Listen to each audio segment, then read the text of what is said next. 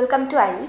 আজকে আমরা যে টপিকটা নিয়ে ডিসকাস করব কনস্টিটিউশনের, সেটা হচ্ছে সোর্সেস অফ কনস্টিটিউশন। এই টপিকটা WBCS prelims, mains, CGL, CHSL এবং রেলের জন্য ভীষণ ইম্পর্টেন্ট। কিন্তু ব্যাঙ্কিংয়ে এটার দরকার নেই, কিন্তু বাকি সব এক্সামের জন্যই একটা ভীষণ ইম্পর্টেন্ট চ্যাপ্টার হচ্ছে সোর্সেস অফ কনস্টিটিউশন। তো আমাদের কনস্টিটিউশন, আমরা এইটুকুনি বেসিক নলেজ আমাদের সবাই আছে যে সংবিধান কী, কনস্টিটিউশন কী। আমাদের আইনের বই, সোজা বাংলায় যাকে বলি আমরা আইনের বই, সেটা হচ্ছে আমাদের সংবিধান। তো এই সংবিধান আমাদের তৈরি কবে হয়েছে আমরা সবাই জানি, সেটা 1950 26 জানুয়ারি। কিন্তু যেদিন থেকে সংবিধান আমাদের গৃহীত হয়েছে বা যেদিন থেকে সংবিধান আমাদের কেম ইন্টু ফোর্স যাকে বলি আমরা, সংবিধান যবে আমাদের চালু হয়েছে তবে থেকে এখন অবধি সংবিধানের বেশ কিছু বিবর্তনের মধ্যে দিয়ে আমরা দেখেছি। যখন সংবিধান প্রণেতারা আমাদের সংবিধান তৈরি করেছিলেন, তারা অনেক অনেক মোর দ্যান 60 কান্ট্রিজের রেফারেন্স নিয়ে আমাদের সংবিধান তৈরি করেছিলেন। 60 কান্ট্রিজের রেফারেন্স হয়তো আমাদের এক্সামে আসবে না, কিছু কিছু ইম্পর্টেন্ট কান্ট্রিজ আছে যাদের থেকে আমরা কিছু কনসেপ্ট গ্রহণ করেছি সংবিধানের জন্য, সেগুলো আমাদের জানা ভীষণ জরুরি। তো প্রথমেই আমরা কোন কোন নেশনসের, কোন কোন কান্ট্রিজ থেকে আমরা এই কনসেপ্টটা নিয়েছি আগে সেটা আমরা জানবো। ফার্স্টে হচ্ছে আমাদের ইউএসএ, ভীষণ ইম্পর্টেন্ট। ইউএসএর আন্ডারে যেগুলো আছে, যে যে জিনিসগুলো ইউনাইটেড স্টেটস থেকে আমরা গ্রহণ করেছি, সেটা হলো প্রথমে হচ্ছে আমাদের প্রিয়াম্বেল, আমরা প্রিয়াম্বেল গ্রহণ করেছি। সেকেন্ড আমরা কি করেছি, গ্রহণ করেছি, সেটা হচ্ছে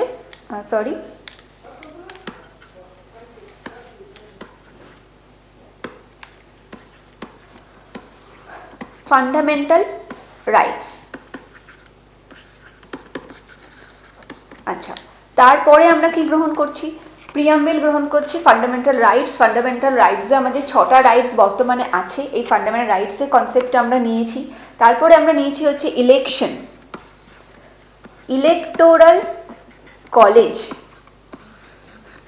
ইলেকটোরাল কলেজের কনসেপ্টটাও আমাদের কিন্তু ইউএসএ থেকে নেওয়া।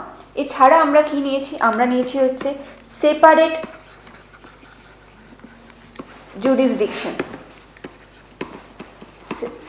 জুরিসডিকশনের কনসেপ্টটাও আমাদের এখান থেকে আসছে। আর কি আছে, জুরিসডিকশন না বলে আমরা বলবো এটাকে জুডিশিয়ারি, সেপারেট জুডিশিয়ারি।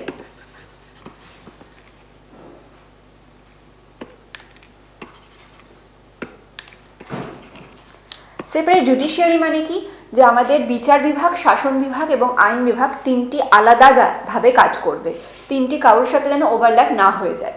এটা হচ্ছে সেপারেট জুডিশিয়ারি। এরপর আমরা যেটা জানবো সেটা হচ্ছে আমাদের জুডিশিয়াল রিভিউ। আমাদের সুপ্রিম কোর্টের যে জুডিশিয়াল রিভিউয়ের ক্ষমতা রয়েছে, যেটা হচ্ছে আর্টিকেল 13-এ আমরা দেখতে পাই, সেটাও কিন্তু আমাদের ইউএসএ থেকে গ্রহণ করা হয়েছে। আর কি আছে, independence of judiciary, independence of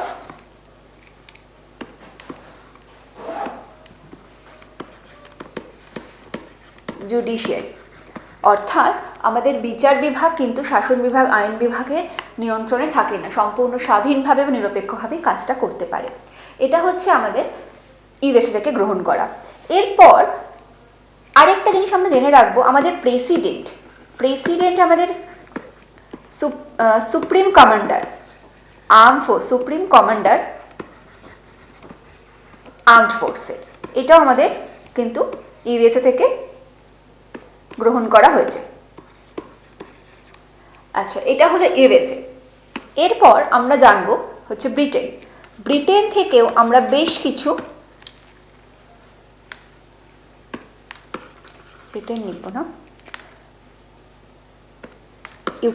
UK থেকেও আমরা বেশ কিছু কনসেপ্ট গ্রহণ করেছি। কি গ্রহণ করেছি আমরা, পার্লামেন্টারি ফর্ম, আমাদের যে পার্লামেন্ট স্ট্রাকচার পুরোটাই কিন্তু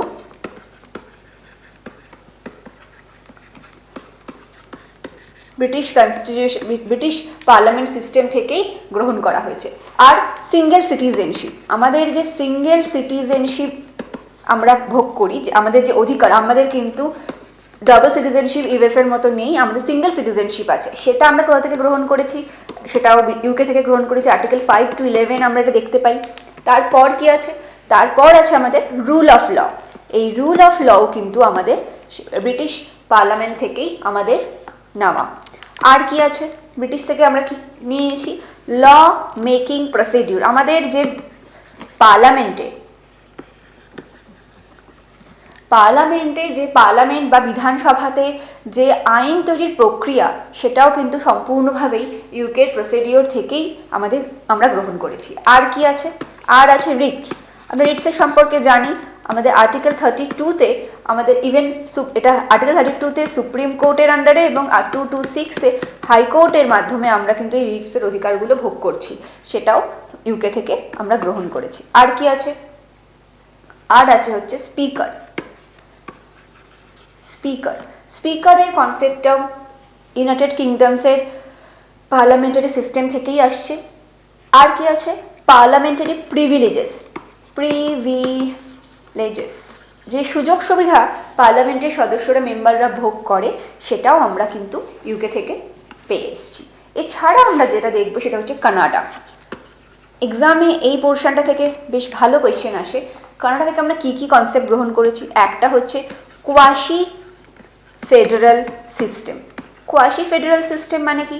কোয়াসি ফেডারাল সিস্টেম হচ্ছে যেখানে কেন্দ্র রাজ্যের মধ্যে ক্ষমতার বিভাজন থাকবে, কিন্তু কেন্দ্র বেশি ক্ষমতা ভোগ করবে, তার কন্ট্রোলটা, পাওয়ারটা তুলনামূলকভাবে স্টেটের থেকে বেশি থাকবে। আর কি? এটা ইম্পর্টেন্ট। এখানে আমরা কি করব? এখানে সেকেন্ড পয়েন্ট কি আছে? সেকেন্ড পয়েন্ট হচ্ছে ডিস্ট্রিবিউশন অফ পাওয়ার। আমাদের যে ক্ষমতার বিভাজন রয়েছে, কেন্দ্র রাজ্যের মধ্যে যে ক্ষমতার বিভাজন রয়েছে, সেটাও আমরা কানাডার পার্লামেন্টারি সিস্টেম কানাডা থেকেই আমরা গ্রহণ করেছি। আর কি? আগেই বলেছি quasi federal system. Quasi federal system মানে কেন্দ্রর অধিক ক্ষমতা। তো কেন্দ্রর অধিক ক্ষমতা মানেই হচ্ছে যে রেসিডুয়াল পাওয়ারের একটা ব্যাপার এখানে আসছে। মানে সেটা কি? রেসিডুয়াল পাওয়ার আর্টিকেল 248, এখানে বলা হচ্ছে যে কেন্দ্র তালিকা, রাজ্য তালিকা এবং যুগ্ম তালিকায় যদি যে বিষয়ের উল্লেখ আছে ক্ষমতা বিভাজন, সেটা তো আমরা পালন করছি, মেনে চলছি, কিন্তু যে বিষয়গুলোর উল্লেখ সেই সময় সংবিধান প্রণেতারা করে দিতে পারেননি বা ভবিষ্যতে আসতে পারে, এই রকম বিষয়গুলোকে কিন্তু অবশিষ্ট তালিকার মধ্যে রাখা হয়েছে, আর যেগুলো সম্পূর্ণভাবে পার্লামেন্ট তার এক্সট্রিম পাওয়ার সেখানে পার্লামেন্ট ভোগ করে। আচ্ছা, এরপরে আমরা কি পড়বো? আমরা পড়বো হচ্ছে অ্যাডভাইজারি জুরিসডিকশন। কার আছে এটা? সুপ্রিম কোর্টের, অফ সুপ্রিম কোর্ট। এখানে কি বলা হচ্ছে যে প্রেসিডেন্ট যদি মনে করেন যে সুপ্রিম কোর্টের থেকে কোনো রকম সাহায্য বা অ্যাডভাইস দরকার, তখন কিন্তু সুপ্রিম কোর্ট সেই রকম সাহায্য প্রেসিডেন্টকে করতে বাধ্য। আচ্ছা, এরপরে এটা হয়ে গেল কানাডা। এরপরে আমরা কি করব? এরপরে যেটা আমরা দেখব সেটা হচ্ছে আইরিশ, মানে আয়ারল্যান্ড থেকে আমরা কি কি গ্রহণ করছি।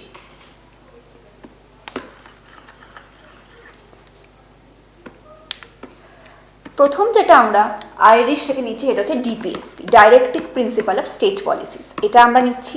আর আমরা কি পাচ্ছি আইরিশ থেকে? নমিনেশনস অফ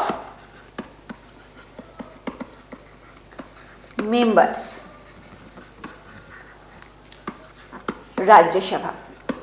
রাজ্যসভাতে যে 12 জন নমিনেটেড মেম্বাররা রয়েছেন, প্রেসিডেন্ট যাদেরকে নমিনেট করে আনছেন বিভিন্ন ক্ষেত্র থেকে, এই তাদের নমিনেশনের প্রক্রিয়াটাও কিন্তু আয়ারল্যান্ডের সিস্টেম থেকে আমরা গ্রহণ করেছি। আর কি পাচ্ছি আমরা আইরিশ থেকে? পাচ্ছি হচ্ছে মেথড অফ ইলেকশন। এটা কিন্তু এক্সামে অনেকবার আসে। মেথড অফ ইলেকশন অফ প্রেসিডেন্টের মেথড কি ম্যানারে হবে, এই প্রসিডিওরটা, ম্যানারটা, এটা আর্টিকেল 55-এ আমরা পাই। এটা কিন্তু পুরোটাই রয়েছে আমাদের আইরিশ কনস্টিটিউশন থেকে আমরা গ্রহণ করেছি। এরপর আছে আমাদের ফ্রেঞ্চ, মানে ফ্রান্স থেকে আমরা কি কি গ্রহণ করতে পেরেছি, কি কি গ্রহণ করেছি? আমরা করেছি হচ্ছে রিপাবলিক কনসেপ্ট। আমরা একটা রিপাবলিকান স্টেট, রিপাবলিক কনসেপ্টটা আমরা ফ্রেঞ্চ থেকে গ্রহণ করছি। আর কি গ্রহণ করছি? Ideal of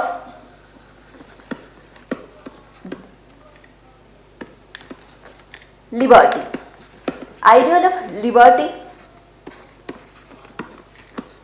equality and fraternity. এটাও কিন্তু, এটা পুরোটাই কোথায় রয়েছে? আমাদের প্রিএম্বেলে উল্লেখ রয়েছে। আমাদের প্রস্তাবনাতে এই তিনটে জিনিসের উল্লেখ রয়েছে, আর এই তিনটে জিনিসই আমরা ফ্রেঞ্চ কনস্টিটিউশন থেকে, ফ্রেঞ্চ রেভলিউশন থেকে রাদার সে আমরা গ্রহণ করেছি। এইবার হলো ফ্রেঞ্চ। এরপর আমরা যেটা করব সেটা হচ্ছে অস্ট্রেলিয়া। অস্ট্রেলিয়া থেকে আমরা কী কী গ্রহণ করেছি? অস্ট্রেলিয়া থেকে আমাদের সংবিধান প্রণেতারা যে বিষয়গুলো এনেছে সেটা হচ্ছে freedom of trade and commerce, trade and commerce, freedom of trade and commerce. এইটা আমরা গ্রহণ করেছি কোথা থেকে? অস্ট্রেলিয়া থেকে। আর কি আছে? অস্ট্রেলিয়া থেকে আমরা গ্রহণ করছি ইম্পর্টেন্ট, সেটা হচ্ছে কনকারেন্ট লিস্ট। কনকারেন্ট লিস্ট, যেটা যুগ্ম তালিকা যাকে আমরা বলি, সেই কনকারেন্ট লিস্ট কিন্তু আমাদের যে 7th শিডিউলে রয়েছে সেটাও আমরা অস্ট্রেলিয়া থেকে পাচ্ছি। নেক্সট আমরা পাচ্ছি ইউএসএসআর। ইউএসএসআর এ কি বলছে? ইউএসএসআর এ আমাদের মানে রাশিয়া, এখন বর্তমানে রাশিয়া, তখন সোভিয়েত ইউনিয়ন যেটা, সেখান থেকে আমরা প্রথম যে কনসেপ্টটা আনছি সেটা হচ্ছে ফান্ডামেন্টাল ডিউটিস। এটা কোন আর্টিকেলে রয়েছে? আমাদের আর্টিকেল 51 এ। আর পাচ্ছি হচ্ছে আমরা প্ল্যানিং কমিশনের কনসেপ্ট। প্ল্যানিং কমিশনের কনসেপ্ট, যদিও এটা আমাদের সংবিধানে কোথাও উল্লেখ নেই, কিন্তু তাও আমাদের ভারতের যে শাসন ব্যবস্থা তার মধ্যে প্ল্যানিং কমিশন এত দীর্ঘ অনেক বছর ধরে কিন্তু আমরা দেখতে পেয়েছি। আর কি পাচ্ছি আমরা? Ideal of social,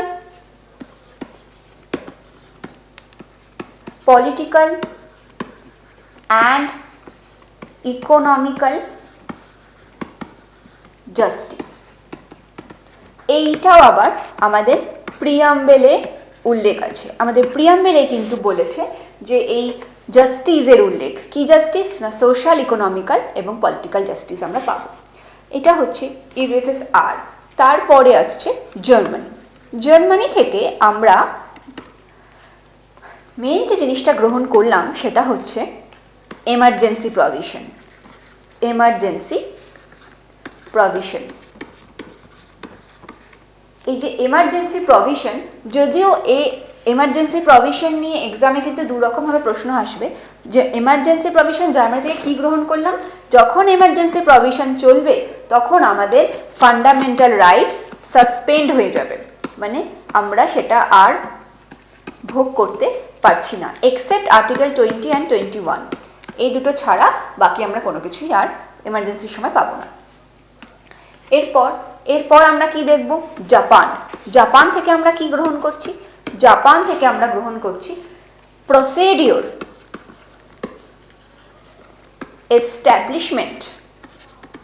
established by law। আইনের প্রপার প্রসেসের মাধ্যমে আইন প্রতিষ্ঠিত হবে।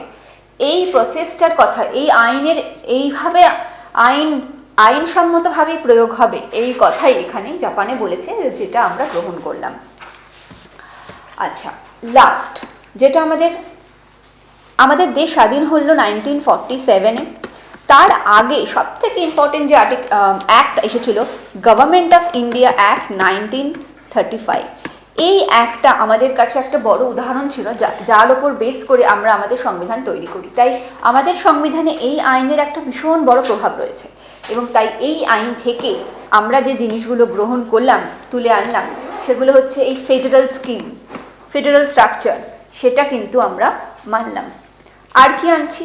আর আনছি আমরা জুডিশিয়াল সিস্টেম, সুপ্রিম কোর্টের জুডিশিয়ারি সিস্টেমটাও আমরা আনছি। আর কি পাচ্ছি আমরা পাচ্ছি হচ্ছে এমার্জেন্সি। তার আগে পাচ্ছি আমরা পাবলিক সার্ভিস কমিশন,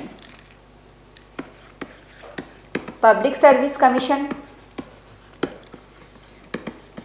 তাকে পাচ্ছি। আর আছে এমার্জেন্সি প্রভিশনটাও কিন্তু আমরা এই আমাদের গভর্নমেন্ট অফ ইন্ডিয়া অ্যাক্ট 1935-এ পাচ্ছি। আচ্ছা, আরও একটা ব্যাপার যেটা আমরা 1935 থেকে গ্রহণ করলাম, সেটা হচ্ছে গভর্নরকে, অফিস অফ গভর্নর। আচ্ছা, এই পুরো হচ্ছে আমাদের কনস্টিটিউশন অফ ইন্ডিয়ার সোর্সেস। কোন কোন স্টেট থেকে, কোন কোন নেশনস থেকে আমরা নিলাম, কোন কোন কান্ট্রি থেকে? USA, British, Canada, Irish, French, Australia, Germany এবং 1935-এর গভর্নমেন্ট অফ ইন্ডিয়া অ্যাক্ট। এই যে সোর্সেস অফ কনস্টিটিউশন আমরা পড়লাম, সেখান থেকে মেন যে জায়গাগুলোতে কোয়েশ্চেন হতে পারে সেটা হচ্ছে ইউএসএ, এটা ইম্পর্টেন্ট জায়গা, আমরা এর আগে দেখেছি। ইউএসএ থেকে কি আসতে পারে? প্রিয়াম্বেল, ফান্ডামেন্টাল রাইটস, এইগুলোর ওপরে কোয়েশ্চেন্স আসবে। আর কি হবে?